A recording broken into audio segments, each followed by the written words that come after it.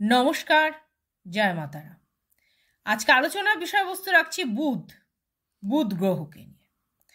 এই বুধ গ্রহটি যদি তিল থাকে বুধের স্থানে, অর্থাৎ পুরুষ হোক কিংবা মহিলা, বুধের স্থানে যদি তিল থাকে তবে তাদের কি কি করণীয় বা তার কি কুপ্রভাব মানুষের জীবনে আসে।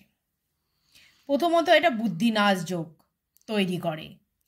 একটি মানুষকে ঠিকমতো কাজ করতে দেয় না, একটি মানুষকে পড়াশোনা উন্নতি করতে দেয় না, একটি মানুষকে পড়াশুনো করা সত্ত্বেও তার রেজাল্ট ঠিকমতো হবে না, তার রেজাল্টে সে উপকারিতা পাবে না। সে সব কিছু পড়লো, এন্ড অফ দ্য টাইম অর্থাৎ পরীক্ষার সময় কিন্তু তার রেজাল্ট ভালো হবে না এবং সে সব কিছু লিখে আসলো, সে নাম্বার ভালো পাবে না, কিছু না কিছু মিস্টেক তার মধ্যে দেখা যাবে। আর একটা পুরুষের ক্ষেত্রে কি কি দেখা যাবে? যদি সে ভালো জমি জমা নেয়, সে দেখছে জমিটা ভালো, সব কিছু ঠিক আছে, সব কিছু বাস্তু মেনে জমি নেওয়া, কিন্তু তা সত্ত্বেও দেখা যাচ্ছে কিছু না কিছু মিস্টেকের জন্য জমিটা তার হাতছাড়া হয়ে গেল।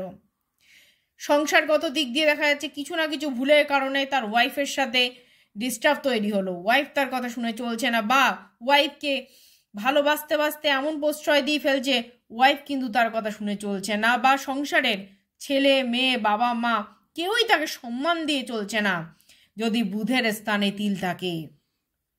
এমনকি দেখা যাচ্ছে তার যোগ্য পাওনা গণ্ডা, অর্থাৎ সে যেখানে চাকরি করছে বা ব্যবসা করছে, ব্যবসা স্থানে তার দেখা যাচ্ছে ভয়ানক লোকসান হচ্ছে, এবং চাকরি ক্ষেত্রেও দেখা যাবে সে যা কাজ করছে তার মাইনে অনেক বৃদ্ধি পাওয়ার দরকার, কিন্তু সে মাইনে তার যোগ্য জায়গা সে পাচ্ছে না, অর্থাৎ মাইনে ক্ষেত্রে তার ডিমোশন, চাকরির ক্ষেত্রে তার ডিমোশন, সব দিক দিয়ে তাকে কিন্তু পিছন দিকে তাকাতে হচ্ছে বারে বারে, সে কিন্তু বারে বারে ডিমোশনের জায়গায় যাচ্ছে।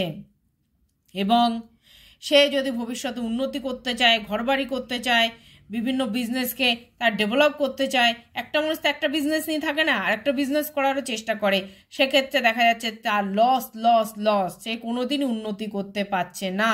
বুধের স্থানে তিল কিন্তু মানুষের জীবনে মারাত্মক ক্ষতিকারক হয়ে দাঁড়ায়। তাই অবশ্যই যারা মনে করছেন এখনো পর্যন্ত এই বুধের স্থানে তিল কোনো কিছু জ্যোতিষ পরামর্শ নেননি বা ছোটোখাটো জিনিস বলে গায়ে মাখাচ্ছেন না, তারা ইমিডিয়েটলি জ্যোতিষীর পরামর্শ নিন, জ্যোতিষীর কাছে হাত দেখিয়ে তার কিন্তু উপযুক্ত যেটা প্রতিকার, তার কিন্তু সেই প্রতিকারটা করুন এবং ভালো করুন, প্রতিকার করে আপনার জায়গাটাকে ঠিক করার চেষ্টা করুন। আমাদের সঙ্গে যোগাযোগ করতে গেলে 7430955026 এই নাম্বারে যোগাযোগ করতে পারেন। আর আমাদের ফেসবুক পেজ জ্যোতিষ দেবু ঠাকুর আর ইউটিউব পেজ দেবু ঠাকুর, এবং শনিবার এবং বুধবার লাইভ প্রোগ্রাম পাচ্ছে, তাকেও ফলো করতে পারেন। নমস্কার।